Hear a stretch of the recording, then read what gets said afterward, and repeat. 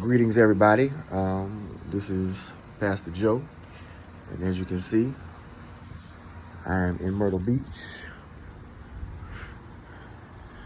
on a family vacation, trying to get a little bit of R&R before convocation, hanging out with the family. And so I had to figure out a creative way to make sure that you have class this evening.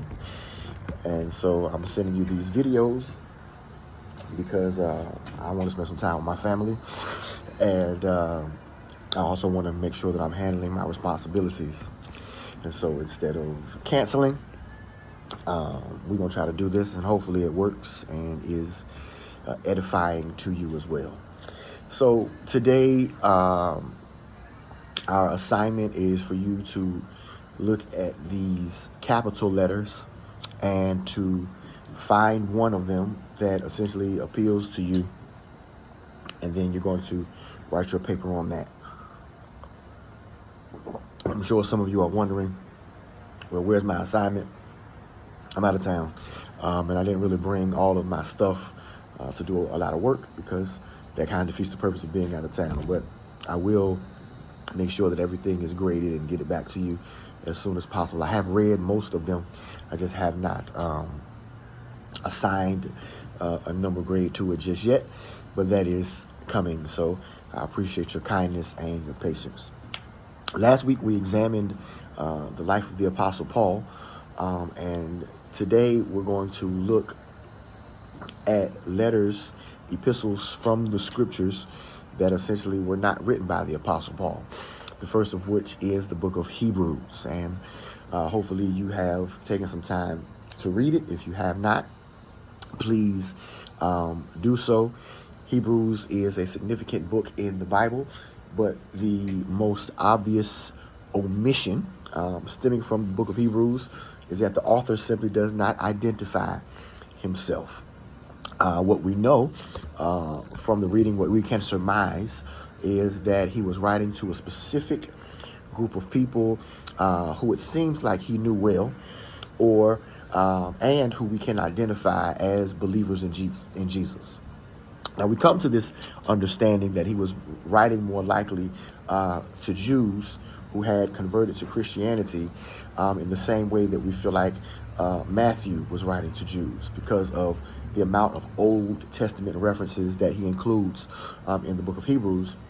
And obviously, Jews would have access and would know these narratives and would not have to have had them explained to them.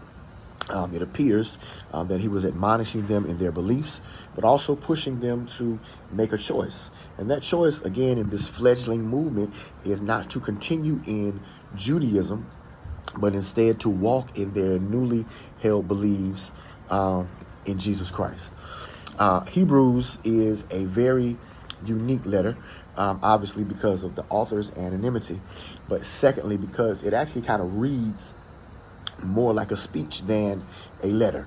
And if you've ever read it, it is a fantastic speech.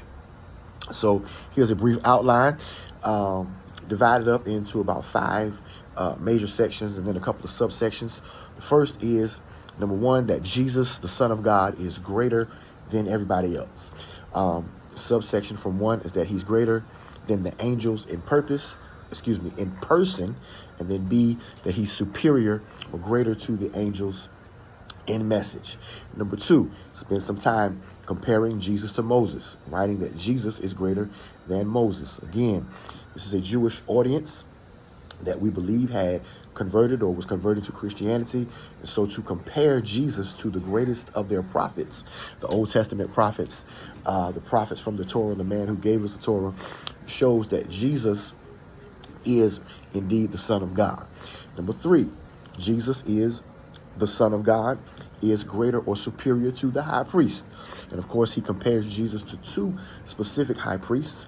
He compares him to Aaron and to Melchizedek, and that Jesus is greater than Aaron and Melchizedek.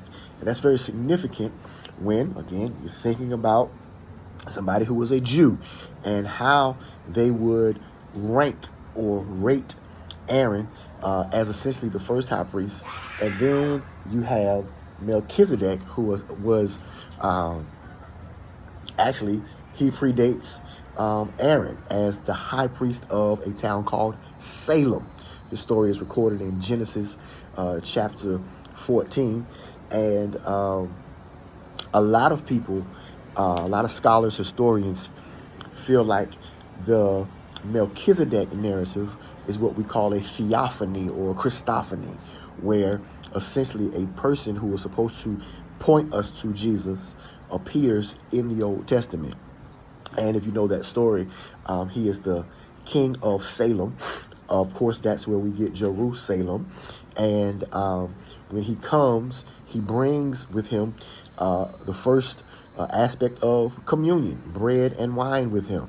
And then, of course, Abram gives him tithes of all, recognizing him as a superior entity in this particular context. Well, the writer of Hebrews is letting us know, one, Jesus is greater than everybody.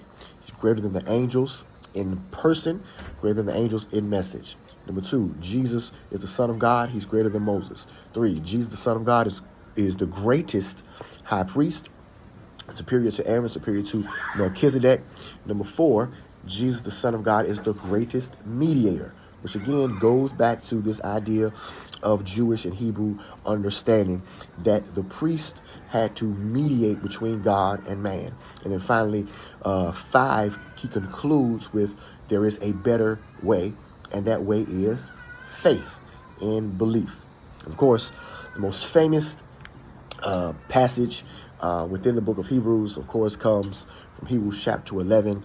It not only gives us a working definition of faith, but it provides us examples, hardcore examples of what faith actually looks like in practice, which is going to be fundamental to pretty much all of the rest of the letters that we're going to cover. There is a pragmatic understanding to how faith looks. And of course, we know that the 11th chapter of the book of Hebrews is known to many as the Heroes' Hall of Faith, as it sets the definition for us, but also gives us practical examples and teaches us that there were people that came before us, or specifically people that came before them.